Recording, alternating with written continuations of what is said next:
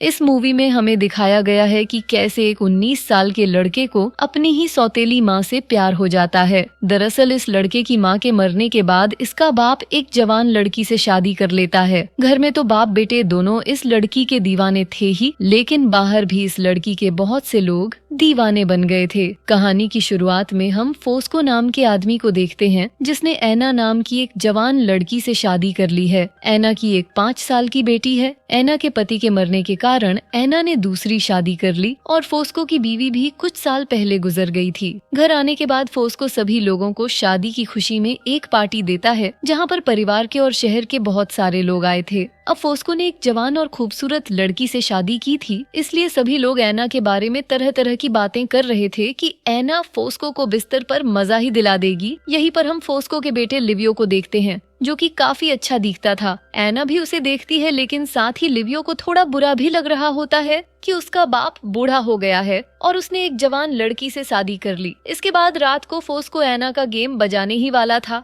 तभी एक आदमी फोस्को को नीचे बुलाता है और ये दोनों किसी काम के लिए यहाँ से चले जाते हैं। जब ऐना रात को बुक पढ़ रही होती है, तभी उसे कोई आवाज सुनाई देती है। उसे लगता है शायद फोस्को आ गया है, इसलिए वो जल्दी से नीचे जाने लगती है, लेकिन तभी वहाँ पर उसे लिवियो दिखाई देता है, जो कहीं अपने दोस्तों के साथ जा रहा होता है। ऐना के पूछने पर लिवियो कहता है कि वो अपने दोस्तों के साथ कहीं बाहर घूमने के लिए जा रहा है। इधर हमें पता चलता है कि फोस्को अपने दोस्तों के साथ मिलकर कब्र खोद रहा है और एंटीक चीजों की चोरी करके उन्हें बेच देता है। लेकिन तभी यहाँ पर पुलिस आ जाती है, जिस वजह से फोस्को को और इसके दोस्तों को यहाँ से भागना पड़ता है। अब पुलिस इनके पीछे पड़ी थी, इसलिए फोस्को रात भर अपने घर नहीं जा पाता है। अब रात में फोस्को ऐना को टाइम न देने की वजह से सुबह सुबह ही उसके करीब जाने लगता है। यहाँ पर फोस्को को देखकर लग रहा था कि ये बहुत ही गवार और चमन टाइप का आदमी है, जिसने शादी सिर्फ अपनी भूख मिटाने के लिए की है। इसके बाद लिवियो अपने दोस्तों के साथ नहाने के लिए जाता है। ये लोग यहाँ पर काफी एंजॉय कर रहे होते हैं। साथ ही हम यहाँ पर मिया नाम की लड़की को देखते हैं, जो लिवियो को बहुत पसंद करती थी। मिया लिवियो के लिए एक लेटर छोड़कर चली जाती है, लेकिन साथ ही साथ मिया एक पागल लड़की भी थी, जिस वजह से लिवियो मिया से बात नहीं करता था। लिवियो के घर आने के बाद फोस्को लिवियो से बहुत सारा सामान अपने ट्रक में रखवाता है, क्योंकि फोस्को सामान की डिलीवरी के लिए शहर से बाहर जाने वाला था। फोस्को लिवियो से अच्छे से बात नहीं करता था, वो हमेशा उसे डांटता ही रहता था। ये सब ऐना भी देख रही थी। अब क्योंकि फोस्को शहर से बाहर जा रहा होता है, इसलिए ऐना उससे नाराज होती है। फोस्को कहता है कि कुछ ही दिन की तो बात है, मैं जल्दी वापस आ जाऊंगा। अब फोस्को शहर जाने से पहले ऐना का गेम बजाना चाहता था, लेकिन आज ऐना का बिल्कुल भी देने का मूड नहीं था। अगले दिन फोस्को अपना ट्रक लेकर यहाँ से निकल जाता है और अब ऐना घर पर अकेली थी। कुछ देर बाद जब ऐना किचन में काम कर रही होती है, तब लिवियो ऐना के पास आता है और उससे बातें करता है और ऐना भी उससे बातें करती है। कुछ देर बाद हम देखते हैं कि लिवियो ऐना की बेटी के साथ मस्ती कर रहा था। तभी यहाँ पर ऐना आ जाती है और अपनी बेटी को अपने रूम में जाने के लिए बोलती है। तो ऐना की बेटी कहती है, लिवियो मुझे मिक्की माउस की कहानी सुना रहा है। ये बात सुनकर ऐना इन दोनों के पास आकर बैठ जाती है और स्टोरी सुनने लगती है। कुछ दिन बाद फोस्को वापस आ जाता है और ऐना फोस्को के साथ एक रेस्टोरेंट में जाती है, लेकिन यहाँ पर सभी लोग ऐना और इसके संतरे को ही घूर रहे थे, क्योंकि उन्हें भी यकीन नहीं हो रहा था कि आखिर इतनी बड़ी आइटम इसके प्यार में पड़ी। कैसे अगले दिन लिवियो और ऐना दोनों कुछ बातें कर रहे थे, लेकिन तभी इनके पास गवार फोस्को आ जाता है और इन दोनों की कन्वर्सेशन खराब कर देता है। और फोस्को की गवार बातें ऐना को भी अच्छी नहीं लगती थी। कुछ दिन बाद फोस्को अपने दोस्तों के साथ जब चोरी कर रहा होता है, तब फोस्को को एक बहुत ही कीमती एंटीक चीज मिलती है, जिसकी मार्केट में कीमत लाखों में थी। अब सभी लोगों को इस एंटीक चीज के बारे में पता चले। इससे पहले फोस्को को इसे बेचना था, लेकिन 1-2 दिन में ही पूरे गांव में यह बात फैल जाती है कि फोस्को को एक एंटीक चीज मिली है, जिस वजह से फोस्को ऐना और लिवियो को बुरी तरह से डांटता है। उसे लगता है कि घर के लोगों से ही ये बात बाहर गई थी और लिवियो गुस्सा होकर यहाँ से बाहर चला जाता है। इसके बाद रात को ऐना बियर लेकर फोस्को के पास जाती है, ताकि फोस्को का गुस्सा शांत हो सके और फोस्को सारी बातों को भूलकर ऐना के साथ मस्ती करने लग जाता है। अगले दिन हम लिवियो लिवियो को देखते हैं, जो अब हर टाइम एना से बात करने का मौका ढूंढता था और एना भी लिवियो को अपना टाइम देती थी। कुछ दिन बाद बहुत ज्यादा गर्मी होने के कारण सभी लोग एक दूसरे के ऊपर पानी डालने लगते हैं और यहाँ पर लिवियो एना को पकड़कर उसे पूरा गिला कर देता है। इसके बाद एना को पता चलता है कि फोस्को को चोरी करने और एंटीक चीजों को बेचने के जुर्म में पुलिस ने उसे पकड़ लिया है। अब एना और लिवियो दोनों फोस्को से मिलने जाते हैं। फोस्को इन दोनों से बोलता है कि मैं कैसे भी करके पुलिस वालों को बेवकूफ बना दूंगा और 2 या 3 दिन में वापस घर आ जाऊंगा। लेकिन एना को पता था यह सब इतना आसान नहीं होगा। इसके बाद एना फोस्को के दोस्तों के पास जाती है ताकि ये फोस्को को जेल से बाहर निकालने में मदद कर सके, लेकिन कोई भी एना की मदद नहीं करता है। कुछ दिन बाद एना फिर से फोस्को से मिलने जाती है।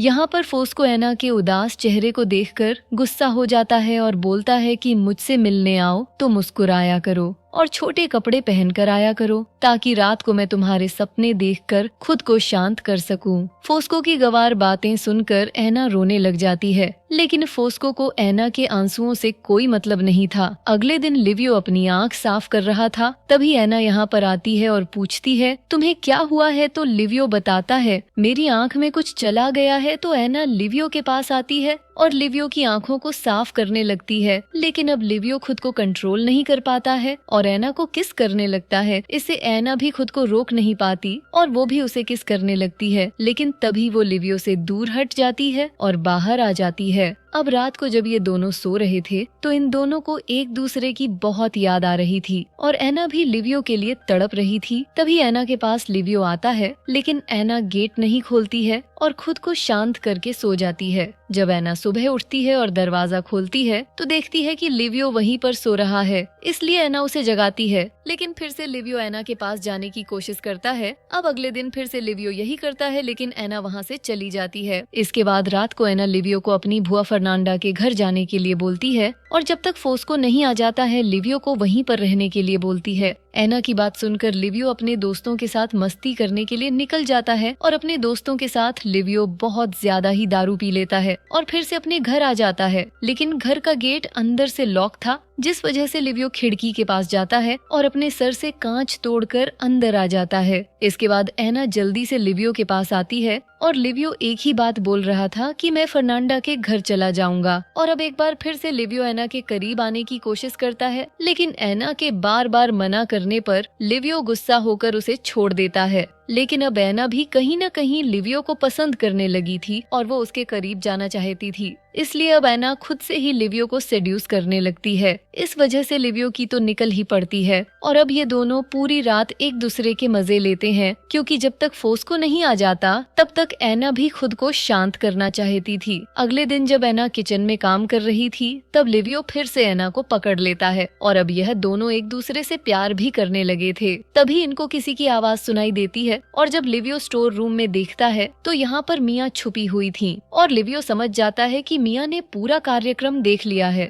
इस बात को लेकर एना बहुत ज्यादा परेशान थी, लेकिन लिवियो एना से बोलता है कि उस पागल लड़की की बात पर कोई भरोसा नहीं करेगा। इसके बाद सभी को पता चलता है कि फोस्को को कल जेल से रिहा कर दिया जाएगा। इसके बाद एना से मिलने फर्नांडा आती है। फर्नांडा देखती है कि एना बहुत ज्यादा उदास है और एना फर्नांडा को लिवियो और अपने बारे में सब कुछ बता देती है कि हम दोनों कब से साथ में बिस्तर गर्म कर रहे थे और एना ये बात फोस्को को बताना चाहती थी। एना की बात सुनकर फर्नांडा को बहुत गुस्सा आता है, लेकिन फर्नांडा एना को यह सारी बातें फोस्को को बताने से मना कर देती है, क्योंकि फर्नांडा नहीं चाहती थी इसके भाई का दिल टूटे। इसके बाद हम देखते हैं कि फोस्को के आने की खुशी में सभी लोग पार्टी करते हैं, लेकिन एना अभी भी डरी हुई थी। इसके बाद ये सभी बहुत दारू पीते हैं और ज्यादा दारू पीने के कारण फोस्को साइड में हल्का होने के लिए जाता है, लेकिन फोस्को यहाँ पर लेट जाता है। तभी फोस्को अपने सामने मिया को देखता है और मिया फोस्को को एना और लिवियो की सारी बातें बता देती है। इसके बाद फोस्को फिर से दारू पीता है और पार्टी एंजॉय करने लगता है। कुछ देर बाद ये सभी घर आ जाते हैं और फोस्को का बहुत तेज